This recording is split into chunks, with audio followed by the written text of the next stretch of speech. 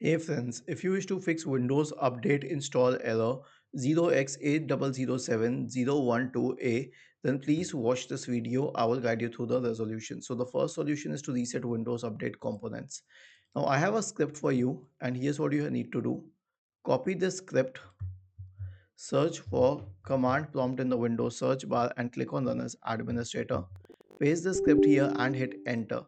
So I'll tell you what the script does and why it will fix the problem.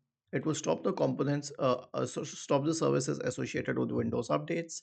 It will reset the Windows update profile. It will delete the contents of the software distribution in cat root root folders. It will re-register the DLLs. It will reset WinSock, and finally, it will restart the services. So there is absolutely no troubleshooting related to Windows update errors that is left out.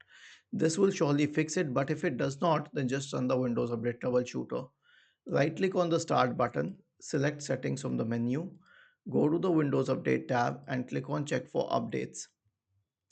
Go to System, go to Troubleshoot, go to Other Troubleshooters and click on Run corresponding to the Windows Update troubleshooter. Was this helpful? If yes, then please subscribe to the channel. If not, then let us know in the comment section of the video on how we could help you further. Thank you for watching this video and have a nice day.